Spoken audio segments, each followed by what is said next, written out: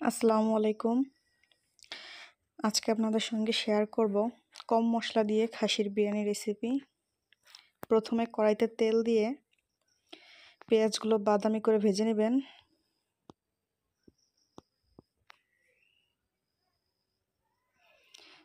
বেস্তা করা হলে পেঁয়াজগুলো এরপরে পোলাওর চাউলগুলো সুন্দর করে ভেজে নেবেন, সাথে কিছু তেজপাতা,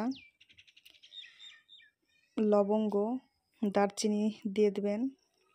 ঘি থাকলে অল্প ঘি দিয়ে দিবেন, এতে ঘ্রাণটা ভালো আসবে। তারপর কড়াইতে এলাচ, দারচিনি, এগুলো লবঙ্গ ভেজে নেবেন।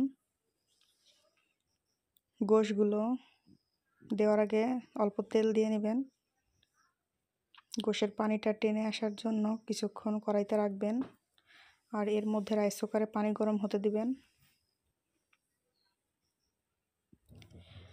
পরিমাণ মতো মরিচের গুঁড়া দিয়ে নেবেন। এরপর সকল মশলাগুলো আদা, রসুন, পেঁয়াজ, জিরা বাটা এগুলো ভালো করে দিয়ে কষিয়ে নেবেন। যারা আলু খেতে পছন্দ করেন কিছু আলু দিয়ে নেবেন। ভালো করে কষানোর পর মশলাগুলো দিয়ে নেবেন। তেল কম মনে হলে তেল দিয়ে নেবেন।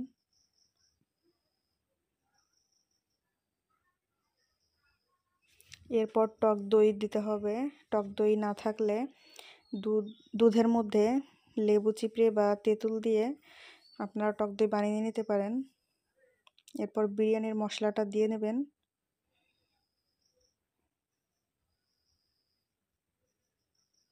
এরপর ভালোভাবে কিছুক্ষণ কষিয়ে হাফ কেজির মতো পানি দিয়ে দিবেন। তারপর কিছুক্ষণ নাড়াচাড়া করে ঢাকা দিয়ে রাখবেন। যখন ঝোলটা ঘন হয়ে আসবে তখন এলাচ, লবঙ্গ বেটে রেখে আর সেই বেস্তা করা পেঁয়াজগুলোর সঙ্গে চিনি মিক্সড করে গুঁড়ো করে সেগুলো দিয়ে দিবেন। এলাচগুলোও দিয়ে দিবেন, অবশ্যই গুঁড়া করে নেবেন। তারপর গরম পানি যে রাইস কুকার হতে দিয়েছিলাম, এখানে চাউল যা নেবেন তার ডাবল পানি নেবেন। 1 কেজি চাউল নিলে 2 কেজি পানি নেবেন। স্বাদের জন্য কিছু মরিচ, এলাচ, দারচিনি এগুলো দিয়ে নেবেন। ভাত যখন দেখবেন, পোলাওর চাউলগুলো যখন দেখবেন হয়ে আসছে প্রায়, অল্প পানি থাকতে রান্না করা গোশগুলো দিয়ে দিবেন, ভালো করে মিশিয়ে নেবেন। অনেকে ভাত হয়ে গেলে এরপরে ধাপে ধাপে দেয়, তবে আমার কাছে এটা সহজ মনে হয় একবারে দিয়ে দেওয়াই ভালো, ঝামেলা নাই। এরপর কিছু বিরিয়ানির মশলা দিয়ে দিতে হবে ঘ্রাণের জন্য। তারপর ভালো করে মিশিয়ে ঢাকা দিয়ে রাখবেন।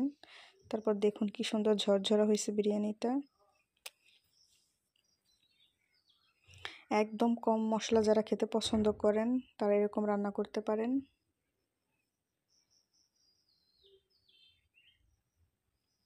এটা আমার আম্মু রান্না করছিল, মাশাআল্লাহ অনেক মজা হয়েছে।